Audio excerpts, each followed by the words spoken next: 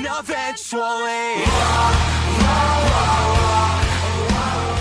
오늘 하나님께서 우리에게 주신 말씀은 창세기 22장 1절부터 8절 말씀입니다. 오수경 집사님 성경 봉독해 주시겠습니다.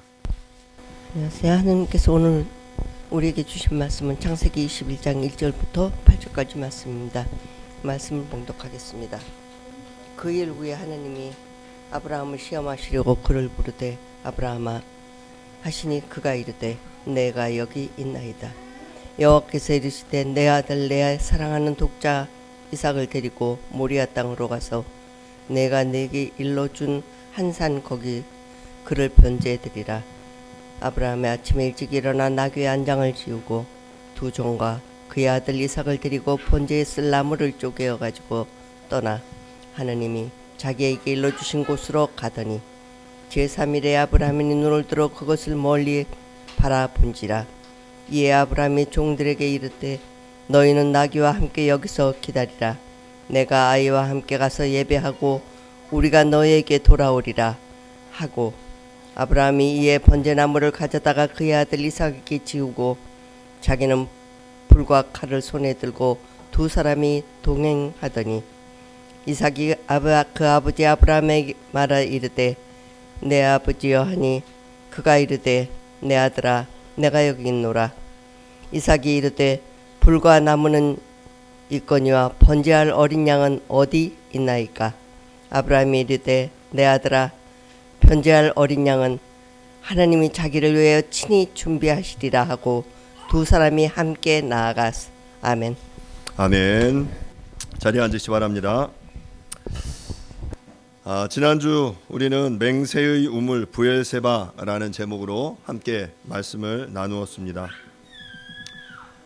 아브라함은 브엘세바에서 지내면서 억울한 일을 많이 당했습니다. 안전을 유지하기 위해 아내를 누이라고 속이기도 했고 또 목축을 위해 필요한 우물의 소유권을 두고 그곳의 사람들과 계속 그의 종들이 함께 분쟁해야만 했습니다.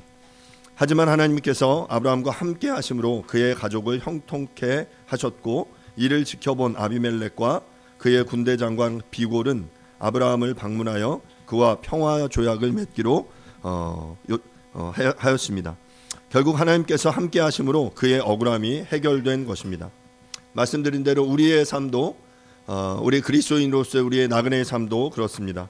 하나님 나라 백성으로서의 삶 가운데 필연적으로 경험하게 되는 고난과 어려움 속에서 우리가 주님의 편에 서 있을 때 주님께서 나와 함께 하심으로 우리 안에 형통케 하실 것입니다.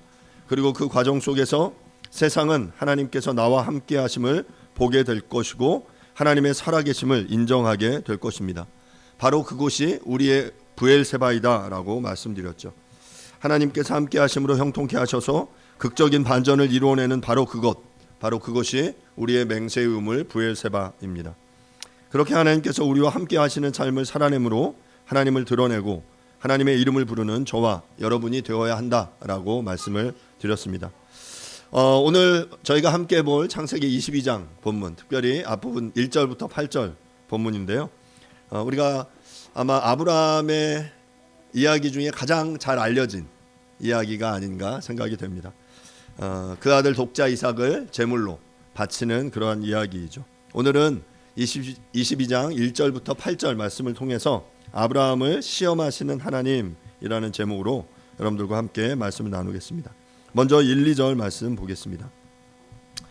그 일 후에 하나님이 아브라함을 시험하시려고 그를 부르시되 아브라함아 하시니 그가 이르되 내가 여기 있나이다. 여호와께서 이르시되 내 아들 내 사랑하는 독자 이삭을 데리고 모리아 땅으로 가서 내가 내게 알려준 한 산 거기서 그를 번제로 드리라. 본문 1절은 시작하면서 그 일 후에라고 번역하고 있어요. 원래 영어 성경에 보면 after these things라고 이제 복수로 되어 있죠. 그래서 뭐 정확히 번역하자면 그 일들 후에로 번역하는 게 더 맞을 것 같습니다. 자, 그러면 이 그 일 후에는 무엇을 의미하는 걸까? 생각해 보면 가까이 생각하면 21장의 사건들입니다. 아브라함이 이삭을 낳고 하갈과 이스마엘을 내쫓고 아비멜렉과 언약을 맺은 것, 바로 그 사건들 후에 이제 하나님께서 아브라함을 시험하시려고라고 말할 수도 있고요. 또한 그 일들 후에를 좀 더 넓은 관점에서 본다면 하나님께서 아브라함을 부르신 이후에 아브라함이 하나님께 응답하며 살아온 그 모든 삶의 전체 여정들이라고 생각이 됩니다. 후자로 생각해 본다면 하나님께서는 아브라함이 정말로 자신을 믿고 따르며 순종하시는지를 이제 시험하고 계신다라고 보는 거죠. 하지만 이 시험의 시점이 부르심의 초기가 아니다라는 사실을 우리는 주목해서 볼 필요가 있습니다. 우리가 그 학교에서 시험을 볼 때도 마찬가지죠. 보통 이제 중간고사, 기말고사 보는데 뭐 선생님에 따라서 매주 매 과목 수업 이후에 시험을 보시는 분도 있었지만 대부분의 경우는 어느 한 텀이 지나는 지점에 우리가 시험을 치르게 되죠. 충분하게 하나님에 대한 실패와 성공의 경험이 쌓인 이후에 이제 하나님께서 그를 시험하고 계신 것입니다. 앞서 우리가 이스마엘이 이삭을 떠날 때, 그 하갈과 이스마엘이 떠날 때 이삭의 나이가, 이스마엘이 하갈을 놀렸을 때 나이가 한 2-3살 정도라고 이야기했잖아요. 자, 그러면 그때로부터 이제 이삭이 청소년이 된 시점이에요. 젊은 아이가. 그러면 적어도 한 10년 정도의 시간이 흐른 그런 지점들이겠죠. 적어도 10년의 이상의 시간이 지났고 그 시간 속에서 또 아브라함과 하나님 사이에는 어떤 일상의 그런 경험들이 쌓여 있던 그때 이제 그 일들이 지난 이후에 이제 하나님께서 아브라함을 시험하고 계신 것입니다. 앞서 아비멜렉과 평화 조약을 맺고 부엘세바에서 영원하신 하나님의 이름을 부르며 그 땅에서 하나님과 동행하며 일상의 삶을 살아냈습니다.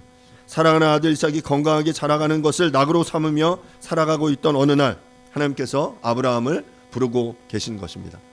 제가 이제 생각해보면서 이삭의 나이가 몇 살 정도였을까 생각해보면 제가 볼 때 한결이나 한솔이 나이 정도였을 것 같아요. 한 14살에서 6, 7살 그 정도의 청소년이 아니었을까 그런 생각이 듭니다.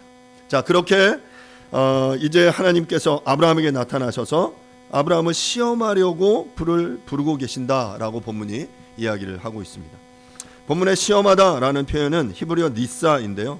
불완전한 결함 또는 기타 특성을 포함해 무언가의 본질을 확인하려고 조사한다라는 그러한 의미를 지니고 있습니다. 여러분들 시험을 좋아하시나요? 중간고사, 기말고사 이렇게 보는 거 좋아하시나요? 별로 좋아하지 않죠. 하지만 우리의 인생에서 시험은 반드시 필요합니다. 학생들이 시험을 싫어하지만 시험을 보는 이유가 있죠. 선생님들은 시험을 좋아할까요? 선생님들은 학생들을 막 골려먹기 위해서 좋아한다라고 생각할 수 있지만 선생님들도 시험을 싫어해요. 왜냐하면 시험을 준비하려면 고민해야 되고 또 더 문제는 채점이 하려면 골치가 아픕니다. 그 학생들이 낸 그 레포트를 그 수십 명 거를 이렇게 읽으려면 하루 종일 걸려요. 자, 그런데 하나님께서 지금 이 시험을 준비하고 계신 거죠. 선생님들이 시험을 보는 이유는 학생들의 입장에서 준비하고 그것 굉장히 힘들고 어렵지만 자신들이 배워온 그 내용을 이제 시험을 준비하면서 내 것으로 만들고 소화해낼 수 있는 과정이기 때문에 그렇습니다. 그래서 좀 버겁고 힘들지만 중간고사도 보고 기말고사도 보고 일제고사 그런 수능도 그렇게 보는 거죠. 이런 관점에서 우리는 하나님께서 시험하시는 분이다 라는 것을 기억할 필요가 있습니다. 하지만 여기서 우리가 주의해야 할 것은 하나님이 하시는 시험과 그 유혹에 대해서 우리가 구분할 필요가 있어요. 보통 이제 성경에서 시험이라고 번역되는 단어는 영어로는 두 가지로 일반적으로 번역되는데 테스트나 템프테이션으로 번역이 돼요. 하나님은 우리를 시험하시되 마귀가 우리를 유혹하는 것처럼 유혹하시는 분은 아니다라는 사실을 기억할 필요가 있습니다. 야고보서 1장 13절을 보면요. 사람이 시험을 받을 때 내가 하나님께 시험을 받는다 하지 말지니 하나님은 악에게 시험을 받지도 아니하시고 친히 아무도 시험하지 아니하시느니라. 여기서 야고보서에서는 이 시험이라는 표현을 썼는데 다 그 시험이라는 표현이 템프테이션을 의미해요. 뭔가를 유혹하는 거예요. 사람이 무언가의 유혹을 받을 때 이것이 하나님께서 그를 유혹하는 것이 아니다라는 거죠. 자, 그러면서 또 출애굽기 16장 4절을 보시면요. 그때 여호와께서 모세에게 이르시되 보라 내가 너희를 위하여 하늘에서 양식을 비같이 내리리니 백성이 나가서 일용한 것을 날마다 거둘 것이라. 이같이 하여 그들이 내 율법을 준행하나 아니하나 내가 시험하리라. 여기서 시험은 테스트라고 번역됐죠. 하나님께서 테스트 하시겠다라는 거예요. 하나님께서 광야에서 출애굽기에 보면 하나님께서 그들에게 만나와 메추라기를 주실 것을 약속하셨습니다. 그리고 뭐라고 말씀하셨냐면 만나와 메추라기를 주면서 너희들이 매일 아침에 나가서 그것들을 취해라. 그 하루치만 취해라. 너희들이 많이 취하면 그게 날이 지나면 다 썩어버릴 거야. 그러니까 하루치만. 그리고 안식일 전날은 이틀치를 취해라. 그러면 그 이틀치가 다른 날은 이틀째가 되면 다 상할 거지만 안식일 전날에 취한 것은 상하지 않을 거야 하고 하나님께서 그들에게 이야기하셨어요. 그리고 하나님께서 그들을 시험하시겠다라는 거죠. 너희들이 나의 율법을 내가 너에게 준 명령을 내가 너에게 이야기한 이 내용을 너희들이 지키나 아니 지키나 내가 그것들을 시험하겠다. 그리고 하나님께서는 그들에게 만나와 메추라기를 통해서 시험하셨죠. 오늘 본문 속에서 이제 하나님께서는 아브라함을 부르시고 아브라함은 그 하나님이 시험하시며 부르시는 그 음성 앞에 주님 내가 여기 있습니다 라고 이야기하는 거예요. 자, 너 시험 볼 준비 됐냐? 그랬더니 예 라고 이야기하는 거죠. 그리고 나서 하나님께서는 아브라함에게 아주 충격적인 시험 문제를 내십니다.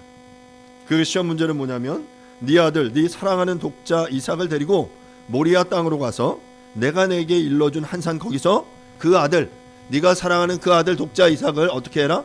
번제로 드려라. 번제로 바쳐라 라고 말씀하십니다. 왜 하나님께서는 지금 아브라함에게 이삭을 번제로 바치라고 요구하는 것입니까? 왜 이삭이었을까요? 왜? 아브라함에게 지금 네? 예, 맞아요. 정답입니다.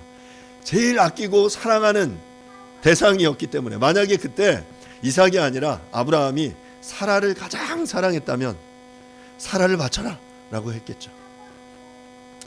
만약에 이삭이 그 양과 염소를 훨씬 더 정말 그 소중하게 여겼다 그러면 너 양과 염소를 바쳐라 라고 이야기했을 거예요. 하지만 우리도 잘 알고 있는 대로 지금 노년에 얻은 그 아들 이삭을 아브라함은 너무너무 사랑했어요. 매일매일 자라가는 그 모습을 보며 그것이 그의 삶의 기쁨의 원천이었습니다. 너무나 사랑했죠. 그래서 하나님은 아셨어요. 그가 가장 사랑하는 것을 나에게 바쳐라 라고 이야기하십니다. 그런데 우리가 오늘 이 본문을 좀 이해하기 위해서는 이 번제에 대한 이해가 조금 필요한데요. 하나님께서 번제로 하필 여러 제사가 있는데 번제로 바쳐라 라고 이야기합니다. 번제에 대해서 간단하게 좀 생각해 볼 텐데요. 번제는 영어로 이제 burnt offering입니다. burnt 불태워 드리는 제사예요. 불태워 드리는 제사. 구약성경 특별히 레위기 1장에 이 본문을 잘 설명하고 있는데요. 예배자가 하나님께 자신을 전적으로 드리는 헌신을 의미합니다. 히브리어로는 올라라고 부르는데 이 의미는 상승하다 올라가다라는 그러한 뜻이에요. 연기가 되어 하나님께 올라간다라는 의미를 내포하는데 레위기 1장 3절부터 9절 말씀을 통해서 그 번제에 대해서 여러분들에게 조금 더 이야기를 좀 드리겠습니다. 레위기 1장 3절부터 9절인데요.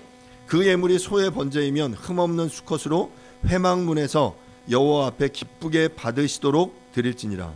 그는 번제물의 머리에 안수할지니 그를 위하여 기쁘게 받으심이 되어 그를 위하여 속죄가 될 것이라. 여기서 그는 번제를 드리는 사람입니다. 그는 여호와 앞에서 그 수송아지를 잡을 것이요 아론의 자손 제사장들은 그 피를 가져다가 회막문 앞 제단 사방에 뿌릴 것이며 그는 또 그 번제물에 가죽을 벗기고 각을 뜰 것이요 제사장 아론의 자손들은 제단 위에 불을 붙이고 불 위에 나무를 버려놓고 아론의 자손 제사장들은 그 뜬 각과 머리와 기름을 제단 위에 불 위에 있는 나무에 버려놓을 것이며 그 내장과 정강이를 물로 씻을 것이요 제사장은 그 전부를 제단 위에서 불살라 번제를 드릴지니 이는 화제라 여호와께 향기로운 냄새니라. 제물의 종류는 일반적으로 소와 양과 비둘기입니다. 경제적으로 여유가 있는 사람은 소를 드렸고요. 3절에 보시면, 그리고 일반인들은 숫양이나 숫염소를, 이후에 10절에 보면 내용이 나와요. 그리고 가난한 사람은 비둘기를, 레위기 1장 14절에 나오는데요. 이렇게 드렸습니다.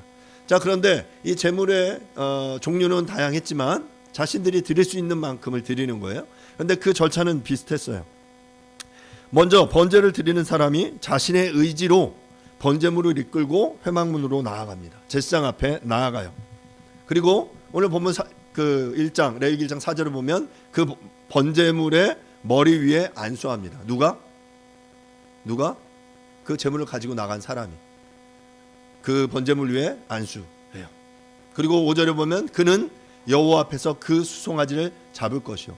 저는 예전에 생각할 때 이 번제 제물 드릴 때 이 모든 과정을 제사장이 안수하고 또 제사장이 잡고 제사장이 껍질을 벗기고 제사장이 각을 뜬다라고 생각했어요. 근데 오늘 이 본문 속에 잘 읽어보면 그는이라고 번역되어 있는 이 사람, 제가 특별히 이제 노란색으로 표시한 이 모든 행위의 주체는 예배자예요. 그 제물을 끌고 하나님 앞에 나아간 그 사람이 바로 번제를 준비하는 거예요. 자, 제물을 끌고 나아갔어요. 번제물 위에 안수합니다. 그리고 5절을 보면 여호와 앞에서 그 수송아지를 잡아요.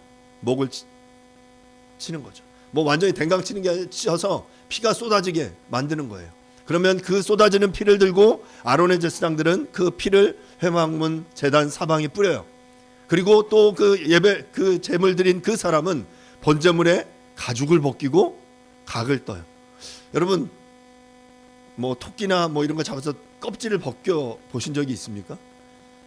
물고기 회 뜨려면 아마 껍질을 벗겠다. 그것과는 아마 차원이 좀 다르지 않을까 싶어요. 껍질을 벗기고 각을 뜹니다. 각을 뜬다라는 건 뭡니까? 마디마디 잘라내는 거예요. 여러분 각을 뜨려면 여러분 닭 요리를 해도 닭 잘라야 되잖아요. 슈퍼에 가면 다 자른 거 팔기도 하지만 그 손질이 힘들어서 대부분 그런 걸 사지만 통째로 닭을 사서 한번 해보신 분들, 닭을 잡고 닭 털 다 뽑고 배를 가르고 내장을 다 꺼내고 그리고 각을 뜨죠. 그럼 마디마디 잘라야 돼. 그러면 아마 해부학적으로 어디를 잘라야 마디마디가 분해될지 알아야 되겠죠. 각을 떴어요. 자, 그리고 나서 그 내장과 정강이를 다리를 물로 씻었어요. 누가? 예배자가. 여러분 이 과정은 무엇을 의미합니까? 번제물에 가죽을 벗기고 각을 뜨는 이 역할, 이 모든 것은 제물을 바치는 사람이 직접 수행했어요. 제물을 바치는 사람은 이렇게 제물을 죽이고 가죽을 벗기고 각을 뜨는 과정을 직접 수행하면서 단순히 자신이 그런 제사를 제사장이 드리는 것을 구경만 하는 존재가 아니라 적극적으로 참여하여 자신의 죄를 인식하고 하나님께 온전히 바치는 의미가 있었습니다. 여러분 생각해 보십시오. 예배자가 제물의 목을 칠 때 그 피를 뒤집어 썼을 거예요. 가죽을 벗기고 각을 들 때 그 피비린내를 맡았을 겁니다. 내장과 다리를 물로 씻을 때 그 역겨운 악취를 감수해야만 했습니다. 제사장의 역할은 제물에 피를 뿌리고 각을 뜬 고기와 내장을 제단 위에 올려 태우는 그 역할을 감당했어요. 이러한 과정을 통해 제사 드리는 사람은 자신이 하나님 앞에서 죽는다는 의미를 체험하고 온전한 헌신과 충성을 다짐하는 기회를 가졌습니다. 그래서 여러분 생각해 보세요. 아주 심각하게 생각하면 지금 자식 이삭을 번제로 바친다라는 것을 이 제물을 드리는 절차와 똑같이 수행하는 것은 심각하게 얘기하면 토막살인을 내는 거예요. 토막 내서 피를 뿌리고 그것을 바치고 불태워라 라는 그 요청입니다. 이처럼 번제는 가죽을 제외하고 모두를 태워드리는 제사로 하나님께 전적인 헌신과 속죄를 목적으로 드려졌습니다. 제물의 조건은 흠없는 수컷으로 매일 드리는 정기적인 제사였어요. 신약에 오면 이 번제는 예수 그리스도의 온전한 희생을 예표합니다. 예수께서 자신을 향기로운 제물로 드리신 번제의 완성이었습니다. 따라서 신약에서는 로마서 12장 1절에 너희 몸을 하나님이 기뻐하시는 거룩한 산제물로 드리라 라고 이야기해요. 예수께서 죽으심으로 이제 더 이상 우리는 이렇게 구약적인 방식의 제사를 드릴 필요가 없어졌어요. 그분이 단번에 십자가에서 한 번에 죽으심으로 그 모든 그 용서를 이루셨기 때문에 이제 우리가 희생 제물이 되어서 산 제물이 되어서 하나님 앞에 그렇게 나아가는 존재가 되었다라고 바울은 이야기하고 있는 거죠. 자, 그러면 우리가 이제 항상 이 이삭의 이야기를 들을 때마다 하는 질문은 뭐냐면, 야, 정말 하나님께서는 이삭을 번제로 드리기를 원하셨을까? 라는 겁니다. 고대 근동 사람들은 실제로 신에게 사람을 바침으로, 번제로 바침으로 신이 주는 지속적인 축복을 받을 수 있다라고 생각했습니다. 그래서 몰렉과 같은 신에게 이렇게 자신의 자녀를 번제로 드리는 일들이 비일비재하게 그 당시에는 벌어졌어요. 본문에 시험하다라는 의미가 니사인데 일정한 기준을 세워놓고 그 기준에 따라 테스트하는 의미를 지녔을 뿐만 아니라 훈련하다라는 의미도 그 안에 포함되어 있습니다.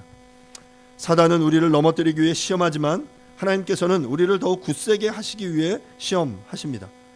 즉 처음부터 인간 번제를 원하시는 것이 아니었다라는 거죠.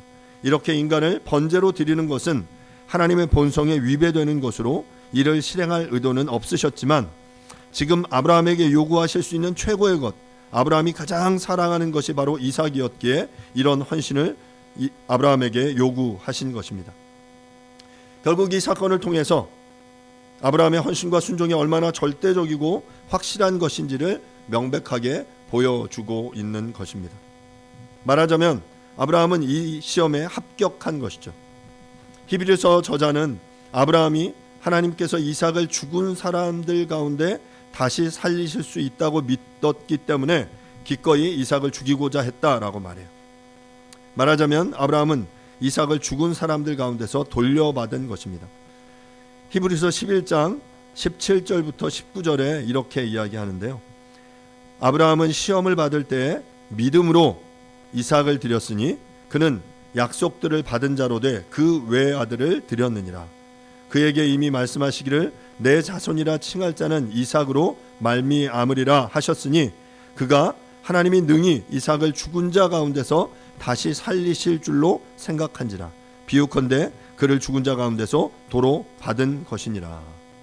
이렇게 이삭을 바친 이 사건은 너무나 중요한 사건이기 때문에 이후에 이제 히브리서 이후에 여러 성경 속에서 이 사건을 계속해서 이야기를 합니다.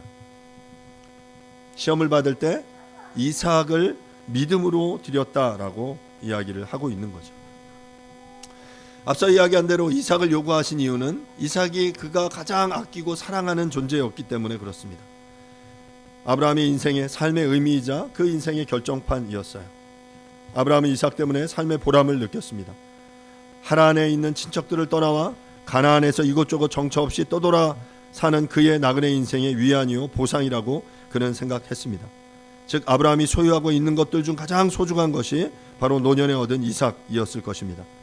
뿐만 아니라 늙은 아브라함이 지팡이 삼아 의지하며 살던 아들이었습니다. 그런데 바로 그 아들 이삭을 바치라고 그가 지탱하고 의지하는 그것을 요구하고 계신 것입니다. 이제 이 하나님의 요구에 아브라함이 이렇게 응답합니다. 3절과 4절입니다. 아브라함이 아침에 일찍 일어나 나귀의 안장을 지우고 두 종과 그 아들 이삭을 데리고 번제에 쓸 나무를 쪼개어 가지고 떠나 하나님이 자기에게 일러준 곳으로 가더니 제3일에 아브라함이 눈을 들어 그곳을 멀리 바라본지라. 하나님의 요구 앞에 아마 아브라함은 밤새 고민했을지도 모릅니다. 자, 그런데 그의 반응은 놀랍게도 3절에 보면 아침에 일찍이 일어나 라고 이야기해요. 그는 지체하지 않고 그 다음날 아침에 일찍 일어났습니다. 그리고 나귀의 안장을 지우고 두 종과 이삭을 데리고 번제에 사용할 나무를 준비하여서 이제 하나님이 자기에게 명령하신 곳으로 갔습니다. 그 모리아 땅에 있는 한 산, 그러니까 무슨 산인지 정확하지 않아요. 하지만 나중에 우리는 알죠. 그 모리아 산이었고 그 모리아 산은 나중에 예루살렘에 그 솔로몬의 제단이 세워진 그 산, 아리우나 타작마당에서 그 번제로 그 드려진 그 곳이 그 솔로몬의 성전이 되었는데 바로 그 산을 향해 나아갈 것을 하나님께서 요청하고 계신 것입니다. 하나님의 이해할 수 없는 순종의 명령을 받은 이 아브라함, 그 시험지를 들고 그는 고민했지만 바로 그는 지체 없이 그 명령 앞에 순종했습니다. 다음 슬라이드 보여주시면요. 지난주에 저희가 이제 시므온 지역에 부엘세바라는 땅이 있습니다. 그리고 그 위로 쭉 올라가면 베들레헴, 예루살렘, 베들레헴이 보시죠. 바로 그 예루살렘, 여기 보면 이제 베냐민 지파가 있는 그 사해의 끝 부분에 있는 곳이 바로 예루살렘인데 바로 그곳이 모리아산이에요. 그러니까 이 부엘세바에서 북동쪽으로 약 80km 정도의 거리에 있는 것이 바로 이 모리아 예루살렘입니다. 아마 이 직선 거리로 7, 80km니까 생각해 보면 걸어서 이동한다면 한 100km 정도가 되지 않았을까요? 그럼 2, 3일 걸리는 좋게 걸리는 그런 거리였을 거다라고 생각이 됩니다. 모리아는 하나님의 계시라는 뜻으로 역대하 3장 1절에서 솔로몬이 성전을 건립한 예루살렘 북동편의 언덕으로 여보수 사람 아리우나의 타작마당이 있었던 곳입니다. 3일 동안 아브라함은 이삭을 데리고 걸어가면서 무슨 생각을 했을까요?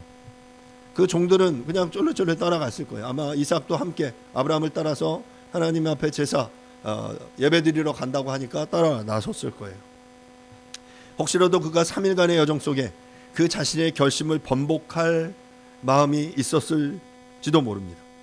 아마 3일간의 이 시간은 아브라함의 인생 가운데 가장 잔인한 시간이 아니었을까라는 생각을 해봅니다. 하지만 그는 하나님의 명령에 순종합니다. 저는 이 본문을 보면서 그러면 사라는 어땠을까? 아브라함은 사라에게 이 사건을 어떻게 이야기했을까? 그냥 말하지 않고 그냥 했을까? 아니면 말하고 갔을까? 잘 모르겠어요. 여러분의 상상에 맡깁니다.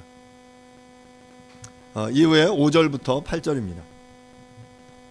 이에 아브라함이 종들에게 이르되 너희는 나귀와 함께 여기서 기다리라. 내가 아이와 함께 저기 가서 예배하고 우리가 너희에게로 돌아오리라 하고 아브라함이 이에 번제나무를 가져다가 그의 아들 이삭에게 지우고 자기는 불과 칼을 손에 들고 두 사람이 동행하더니 이삭이 그 아버지 아브라함에게 말하이르되 내 아버지여 하니 그가 이르되 내 아들아 내가 여기 있노라.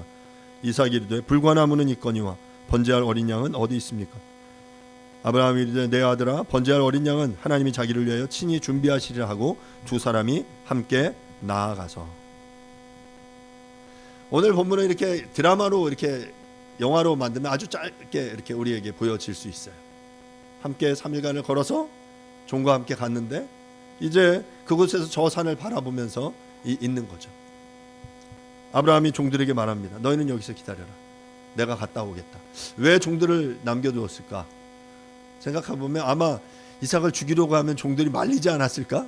그러면 그 하나님의 명령에 순종하지 못할 수 있기 때문에 남겨두지 않았을까라는 생각을 해봅니다. 그런데 저는 이 아브라함의 이야기를 들으면서 아브라함이 종들에게 한 이야기를 들으면서 내가 아이와 함께 저희 가서 예배하고 우리가 너희에게로 돌아오리라 라고 이야기해요. 그러니까 이게 어쩌면 거짓말인지 아니면 하나님이 그 죽은 자 가운데서도 여전히 그 약속의 자녀로 자신의 아들 이삭을 살려주실 것에 대한 어떤 확실한 그 믿음이 있었기 때문인지 모르지만 아브라함은 종들에게 내가 우리와 함께 우리가 너희에게로 돌아오겠다라고 이야기를 하고 있습니다. 그리고 나서 이제 번제에 사용될 나무와 불을 가지고 이제 그 나무는 이삭이 지고 불을 들고 이제 가는 거죠. 자, 이때 이렇게 가는데 이삭이 또 아빠에게 질문하는 거예요. 아빠 지금 제물 드리러 가는데 아빠 불 있고 내 지금 나무는 여기 있는데 어린 양은 어디 있어요? 당연한 질문이죠. 분명히 이렇게 번제 드리려면 제물이 있는 거 너무 잘 아는데 어디 있어요? 아브라함이 대답합니다. 하나님께서 준비하실 거야. 이 말도 거짓말일까요? 아니면 정말 하나님에 대한 믿음이 있었을까요? 하나님이 가면 그 숲을 사이에 양 준비해 놓으셨을 걸 내가 잘 알아 라고 했을까?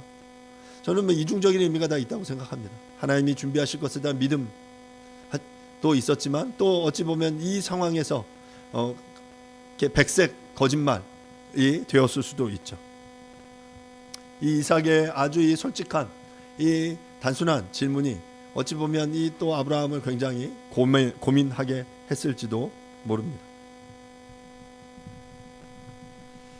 이삭의 질문에 대해 아브라함은 하나님이 자기를 위하여 친히 준비하실 것이다 라고 대답했습니다.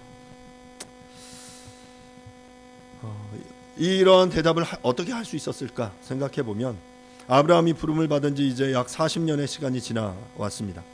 약 40년의 시간 동안 아브라함은 그 하나님을 따르며 그분의 약속을 받고 수많은 일을 겪어왔습니다. 이 과정 속에서 아브라함이 깨달은 것은 자신을 부르신 하나님은 당신의 약속을 능히 이루시는 분이라는 사실입니다. 그래서 하나님이 원하시면 이 아이를 데려가시겠지만 하지만 그럼에도 하나님은 그를 다시 살려내실 것이라는 믿음을 가지고 있었습니다. 물론 믿음의 여정을 통해 하나님이 신실하시며 가나안의 다른 이방의 신들처럼 무자비하게 인간을 제물로 바치기를 원하지 않으신다는 사실을 믿었지만 그럼에도 두려움 가운데 그는 함께 나아가고 있었을 것입니다. 아브라함의 삶 속에는 이렇게 이삭을 제물로 바치라는 이 큰 시험 하나만 있었던 것이 아니에요. 그의 삶에는 여러 가지 많은 시험이 있었습니다. 자신의 고향을 떠나라는 시험도 있었고요. 롯과 헤어지는 그 상황 속에서 선택해야 되는 그 시험도 있었고 하갈을 통해 이스마엘을 낳게 되는 그런 실수도 범했고 아비멜렉에게 자신의 그 아내 사라를 누이라고 속이는 그러한 여러 시험들도 있었습니다. 그럴 때마다 때로 아브라함은 그 시험에 실패하기도 하고 때로는 그 시험을 극복하고 일어나기도 했습니다. 이 과정을 거쳐가면서 그는 한 단계씩 한 단계씩 그 믿음의 도약을 보여왔습니다. 그런데 바로 그 일들 후에 이제 하나님께서 아브라함에게 시험하고 계신 거죠. 이제 가장 큰 시험, 자신의 가장 사랑하는 아들 이삭을 요구하고 계신 것입니다. 앞서 아브라함은 이스마엘을 잃었습니다. 하갈과 이스마엘이 그를 떠났죠. 이제 이삭을 잃으면 대가 끊기는 결정적인 위기의 순간이었습니다. 이 상황 속에 아브라함은 여호와 이레 예비하시는 하나님이라는 신앙 고백을 이 시험 속에 제대로 통과해내므로 이제 믿음의 조상이다라는 타이틀을 가지게 됩니다. 하나님께서는 창세기 12장에서 길을 떠나는 아브라함에게 내가 내게 보여줄 땅으로 가라 라고 말할 뿐 구체적인 목적지는 말씀하시지 않았습니다. 오늘 본문에서도 마찬가지로 이삭을 데리고 내가 내게 알려준 한 산으로 가라 라고 말씀하셨지 구체적인 행선지를 말씀하시지 않았어요. 자, 그런데 어떻게 했습니까? 아브라함은 순종했어요. 하나님을 믿고 순종했습니다. 우리는 뭔가 구체적인 계획, 손에 잡히는 것을 원합니다. 나 자신도 일을 하는 것 자체는 힘든 일이 아니지만 구체적인 계획이나 큰 그림을 알지 못한 채 무작정 발걸음을 옮기는 것은 굉장히 못 견뎌 합니다. 또 특히 아마 사람들의 성향 중에 이게 MBTI 이제 J나 P 성향이 있잖아요. J 성향을 가진 사람들은 아마 이런 요구가 더 힘들 거예요. J 성향을 가진 사람들은 굉장히 구체적으로 계획적인데 반해서 P 성향을 가진 사람들은 굉장히 이제 즉흥적인 적이에요. 계획이 없어도 별로 고민하지 않습니다. 제가 오늘 아침에 저희 형에게 사진을 하나 받았어요. 여러분 보셨죠? 사진? 저희 형이 사진을 보내면서 박정일 수사님이 자, 이 준비했다. 초장만 준비해라. 아주 즉흥적이죠. 저희는 아침에 그 사진을 받고 얼마나 아내와 함께 스트레스를 받았는지 모릅니다. 그냥 사진 보내고 초장 준비하면 되지만 누군가 이렇게 계획해서 다음 날 우리 점심 식사는 이렇게 준비해야 되고 뭐 이렇게 세팅해야 되는 누군가에게는 엄청난 스트레스가 되는 거죠. 아브라함이 P였을까 J였을까 잘 모르겠어요. 저희는 구체적인 어떤 계획과 하나님의 인도하심을 구합니다. 그게 없으면 부담스럽고 힘들어 해요. 자, 그런데 하나님께서는 지금 아브라함에게 야, 너희 저 산으로 가. 어딘지도 다 모르겠어. 그냥 그 주위에 어떤 한 산을 향해 가라고 요청하신 거예요. 하나님께서는 우리에게 순종을 요구하실 때 내가 익숙하고 잘하는 것만을 요구하시는 것이 아니라 때로는 내가 불편해하고 잘 알지 못하는 일들을 요구하시며 우리로 하여금 그분만을 의지하고 모든 것을 내려놓기를 요구하시는 거예요. 하나님은 그런 의미에서 제2의 성향의 사람을 그렇게 시험하시는 거죠. 너 나를 믿고 발걸음을 옮겨. 너 내가 정확히 알지 못하지만 하지만 나를 순종하고 그 길을 향해 너의 발걸음을 내디뎌라고 요구하고 계신 것입니다. 말씀을 마무리하겠습니다. 우리 하나님은 시험하시는 하나님이십니다. 하지만 그 시험은 우리를 넘어뜨리려는 목적이 아니라 이 시험을 잘 준비하고 통과하여 하나님을 더 잘 믿고 우리의 믿음이 한 단계 성장하도록 하는 것입니다. 결국 아브라함의 믿음은 하나님을 신뢰하며 가장 소중한 것을 내어드리는 순종을 통해 드러났습니다. 독자 이삭을 번제로 바치라는 하나님의 요구가 아브라함의 인생 초기에 주어졌다면 그가 즉각적으로 순종하는 것은 불가능했을 것입니다. 하지만 많은 시간 동안 자신을 부르신 하나님이 어떤 분이며 사라의 태를 여셔서 불가능해 보였던 약속마저 이루어 성취하시는 하나님을 아브라함은 경험했기 때문에 아브라함은 지금 하나님의 시험에 정답을 제출할 수 있었습니다. 그리고 아브라함은 알았습니다. 하나님이 자기를 위하여 친히 준비하실 것이다 라고 말입니다. 사랑하는 여러분, 우리의 인생 가운데 펼쳐지는 시험을 두려워하지 마십시오. 시험이 없기를 하지만 우리의 인생의 고비고비 순간순간 하나님께서는 우리에게 시험지를 내미실 거예요. 하지만 기억해야 할 것은 하나님은 우리가 감당치 못할 시험을 우리에게 허락하지 않는다라는 사실입니다. 도리어 이 시험을 통해서 우리가 성장하도록 우리를 이끌어 가실 것입니다. 우리의 삶에서도 하나님은 때로 우리가 붙들고 있는 것을 내려놓기를 요구하시며 우리의 믿음을 시험하십니다. 그러기 원치 않지만 우리의 가장 사랑하시는 것을 또 하나님께서 우리에게 요구하실지도 모릅니다. 그 시험을 당하는 순간에도 하나님은 선하시며 모든 것을 예비하시는 분이심을 믿고 신뢰하며 나아가는 저와 여러분이 될 수 있기를 간절히 바랍니다. 하나님이 죽은 자도 살리시며 모든 것을 예비하신다는 믿음 안에서 어떤 시험을 당하더라도 순종함으로 하나님의 시험에 능히 통과하는 저와 여러분이 될 수 있기를 바랍니다. 하지만 또 두려워하지 마십시오. 하나님께서 아브라함에게 하셨던 시험을 우리 모두에게 다 주시는 건 아니에요. 우리가 능히 감당할 수 있을 때 주시는 거죠. 그래서 때로 그런 시험이 닥쳐오면 내가 이 시험을 받을 정도 준비가 됐구나 라고 여러분 기뻐하셔도 됩니다. 그리고 그 과정을 통해서 하나님께서 우리를 한 단계 더 성장하도록 하시는 거예요. 그리고 하나님께서 더 우리를 귀히 사용하실 것입니다. 하나님 앞에 그렇게 사용되어지는, 그래서 그 믿음의 시험을 통과해내는 저와 여러분들이 될 수 있기를 간절히 바랍니다.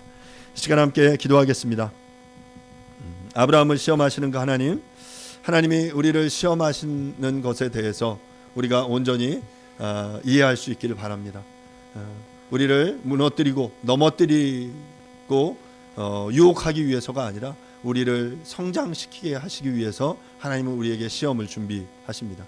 그 시험을 통과할 때 우리가 하나님 앞에 더 한 단계 더 성장해 나아가게 될 줄로 믿습니다. 하나님, 아브라함을 그렇게 시험하셨던 그 주님께서 우리의 인생 가운데 그렇게 찾아오셔서 우리에게 말씀하실 때 우리가 믿음으로 순종하며 그 시험에 능히 이길 수 있도록, 그 시험을 통과할 수 있도록 은혜 베풀어 주십시오라고 시간 조용하게 한번 좀 기도하도록 하겠습니다. 기도하겠습니다.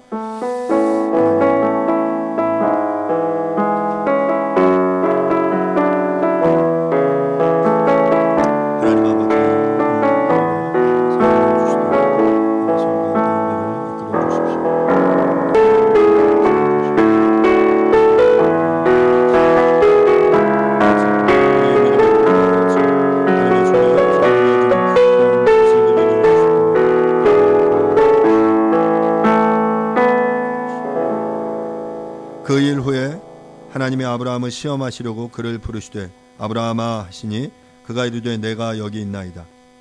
아브라함이 이르되 내 아들아, 번제할 어린 양은 하나님이 자기를 위하여 친히 준비하시려 하고 두 사람이 함께 나아가서. 주님, 아브라함을 시험하시는 하나님을 우리가 만납니다. 그를 넘어뜨리기 위해서가 아니라 믿음을 통해 그가 성장하기를 바라시는 그 하나님께서 그의 가장 사랑하고 소중히 여기는 것을 요구하시며 그의 믿음을 시험하고 계십니다. 그 모든 상황 속에서 정말 아브라함이 앞서서 경험한 모든 이 경험과 이 모든 것들 속에 하나님이 가장 선하고 좋은 것들로 이루며 성취하시다라는 믿음을 가지고 이 시험을 치러 나갑니다.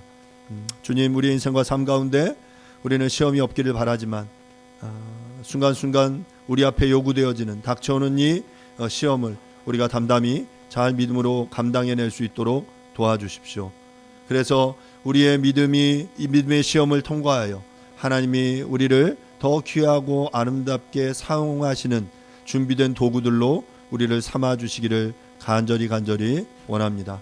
주님, 주님의 그 손길을 날마다 느끼며 주님께서 죽은 자도 살리셔서 그 부활을 통하여 다시금 이삭을, 당신의 독자를 살리실 것이라는 믿음을 아브라함이 가지고 있었던 것처럼 우리에게도 그러한 믿음을 허락하여 주시옵소서. 그 일들을 이루실 그 주님을 기대하며 소망합니다. 예수님의 이름으로 기도합니다. 아멘. 뉴시티 교리문답 22번 문화입니다. 구속자는 왜 참 인간이셔야 합니까? 인성 안에서 우리를 대신해 모든 율법을 완전하게 순종하시고 인간의 죄에 대한 형벌을 감당하셔야 했기 때문입니다. 또한 그 안에서 우리의 연약함을 동정하실 수 있기 때문입니다. 아멘. happen eventually.